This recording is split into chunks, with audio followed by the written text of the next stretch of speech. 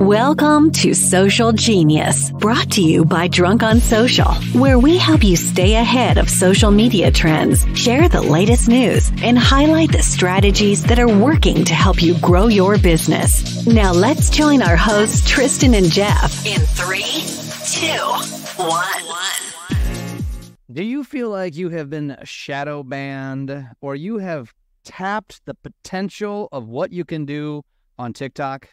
Well, if that's true, a lot of people feel the same way, and we're going to talk about that today because Tristan shared with me a video from a dude. I don't remember his name, but it was a really good video, and maybe we'll share the link. Let's share the link in the show notes, but we're going to talk about that today. I've got a little bit of updating because it was, honestly, Tristan, when I watched that video, it was very validating to me. I was like, wow, okay, cool. I beat this thing. I've got this thing figured out. That's the challenge now of keeping it going, but man, why don't you give kind of the background of the basis for the video, and then let's do some assessment. All right. So the video is going to be in the link. It's Christopher Claffin. He's got about 1 million followers on TikTok. And in essence, he's saying, hey, a lot of what I'm noticing is a lot of videos on TikTok are getting about a 200, 250 views, and that's where they get stuck. And I was like, oh, damn, he is right. I'm watching that happen to a lot of people. That's like the magic mark. And so he's saying the reason is because there are a lot of people on here. There are a lot of creators, and a lot of creators do this for a living. And in order to break through, to be able to do this well and connect with people, not only do you have to show up consistently, but you also have to do exactly what Jeff is doing. It's like he's niched down, and he's doing it at such a great rate with quality content that's trending. And I think when you combine those things, regardless of the quality of your video, like is it on HD, 4K, DSLR type of thing, it comes down to the content again. What content are you giving to your audience that's providing value? That was the video in essence, man. And I loved it because I thought of you. That's why I sent it to you. I'm like, damn, you get this right on there, bro. So with that, where do you think people are falling off of the short video process here on both on TikTok and Instagram, and I guess on Facebook and YouTube? What are you watching people fail at? I think that's the good point, is that's not just TikTok. It's applicable. I hear it more about Instagram, probably because I talk about Instagram being a foundational platform, but I didn't realize it was going on because I'm living in my own little bubble world over here, and it's working. Obviously, it's working really well, and I'm just kind of all in, which I think is a testament to a social strategy that if you really want to be good at this, you really do need to kind of put on blinders and be an intentional consumer. But I don't have to consume anymore on TikTok because, and that's the funny thing, Tristan, I love TikTok by far the most. It's given me the most quote unquote fame, the most opportunities, everything. And yet I don't even consume it anymore because I'm so dialed in, and I can't learn anything from anyone from a perspective of what to post because I created the strategy for myself, right? And so I'm learning styles, I'm learning, maybe some editing things and things like that. But overall, it's just like now for me where I am, I'm just listening to my audience, and some of my best performing content is just responding to comments. I'm getting people asking me questions, dude. Like, where's the best place to put a boat in the water? It's the first time I'm going to the shootout. What should I know? If I have a 19-foot boat, is that too small? Like, I'm getting engaged. And so I'm just now taking that, not just replying, I'm creating video replies to them.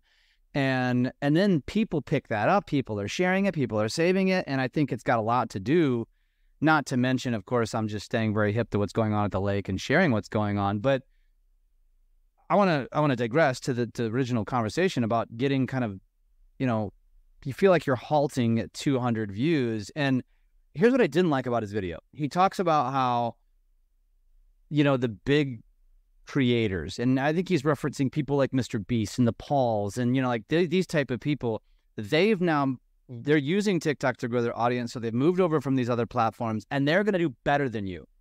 And the truth is, he's right. And the downside is he's going to discourage most of you from even trying, because you're going to hear that and you're going to be like, well, screw, I can't keep up with Mr. Beast, Logan Paul. This isn't fair.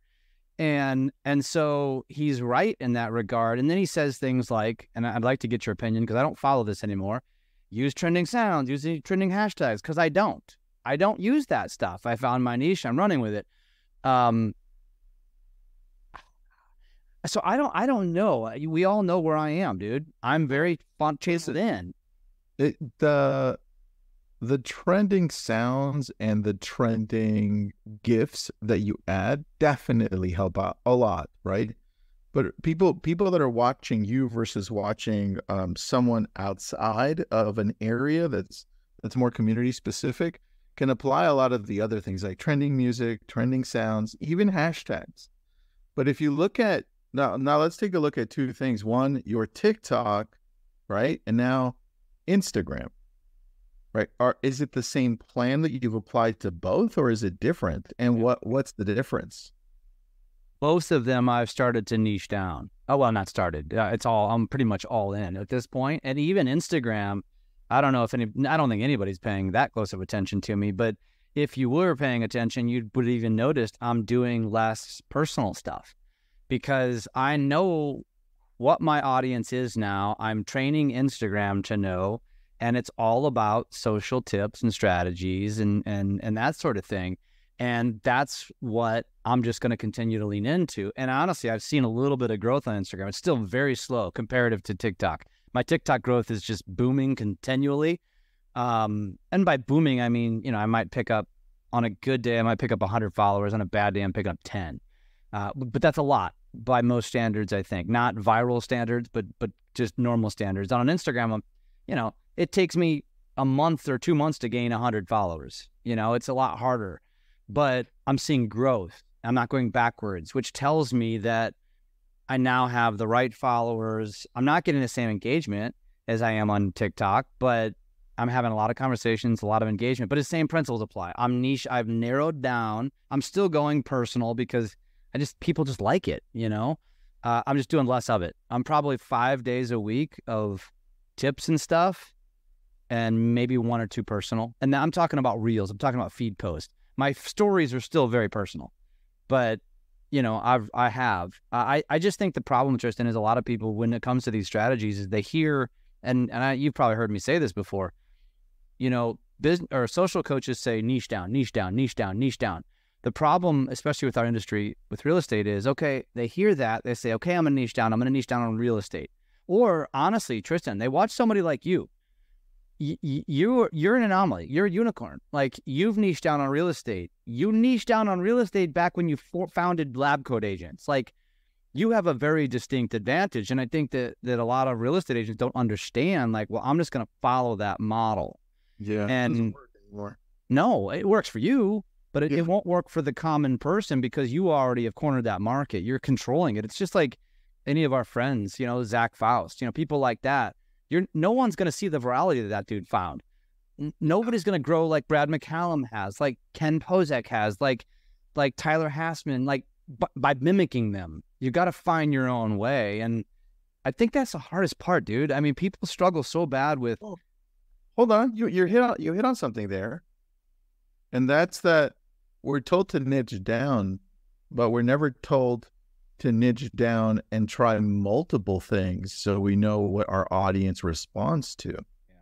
Right? So remember, was it our last SocialGenius session where we had like one center, that's you, right? You, and then like 3 or 4 or 5 little circles on the outside. We were describing it. Right? It's like pillars. Do yourself a favor and niche down, pick a topic, but within that, identify 5 things that make you. What are you interested in? Jeff, this is how you found the Ozarks, bro. Yeah. One of those, what's your pillar? Yeah. And then you're like, oh, damn, my audience responded to the Ozarks. I'm all in there. Yeah. Does all this social media knowledge, strategies, and skills from this podcast really matter if you don't use video? The truth is, any presence is better than no presence, but without video, you're really limiting your growth. It's no secret that video is the future of all media. It's where all consumers gravitate, so executing at a higher level than your industry peers is an absolute necessity to create differentiation. You can hire a full-time videographer, but is that really sustainable? The answer is no for many, which is why it is critical that you adopt and learn video skills to allow you to create video that will stand out.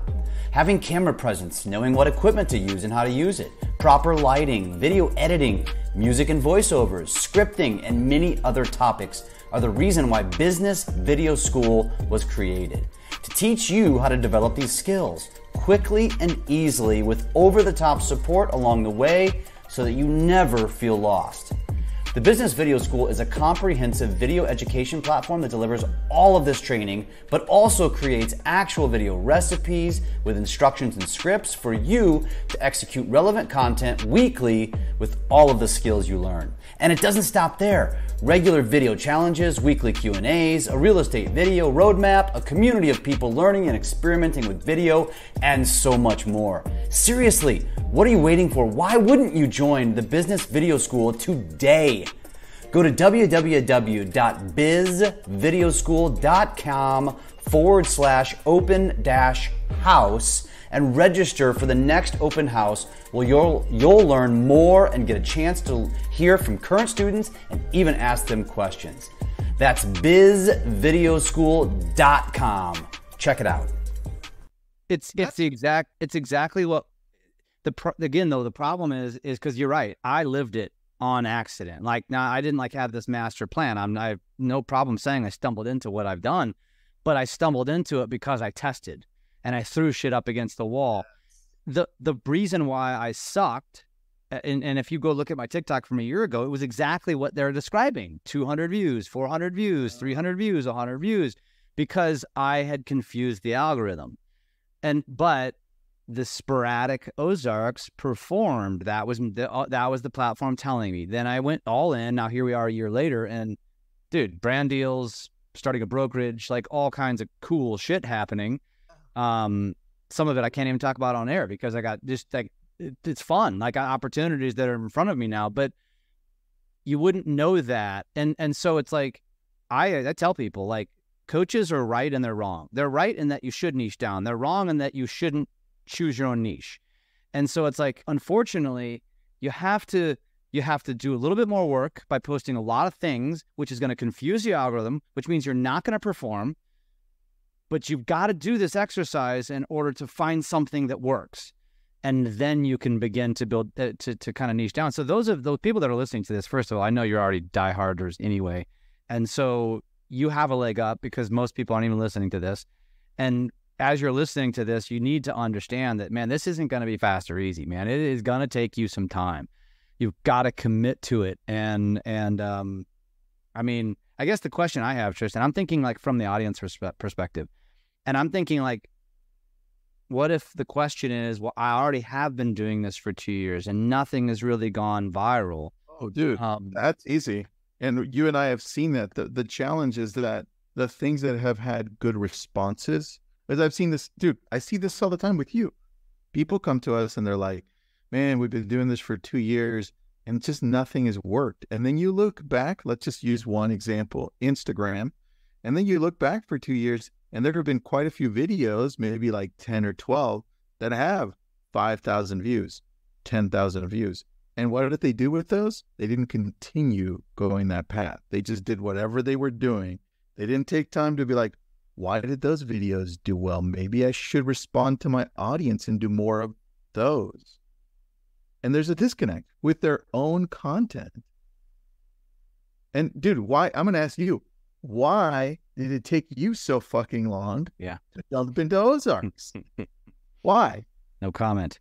Not just asking why. Stupidity. I just overlooked it. Honestly, I mean, I don't know. I mean, for you and I, it's we're learning as we go, and that's part of, I think, what has positioned us as authorities on this. And that's what I tell audiences all the time. I'm like, when you're following social people, quote unquote coaches or leaders or somebody who's authority, are they practicing what they preach? And I think for you and I, we come from that place of, we're going to live it and breathe it and fail at it first.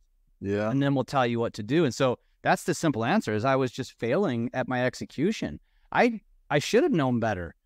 And you remember, I mean, it was a little over a year ago. It was the beginning of August of last year. I literally, the comment was exactly, Tristan, kick me in the balls if I ever post anything but Ozarks on my TikTok ever again. And you had the same response. You started laughing and you said, dude, you're right. Go all in. And here we are. Dude, I love this because you're so right. I think you know what it is. It's like sometimes you and I know it. I've seen it.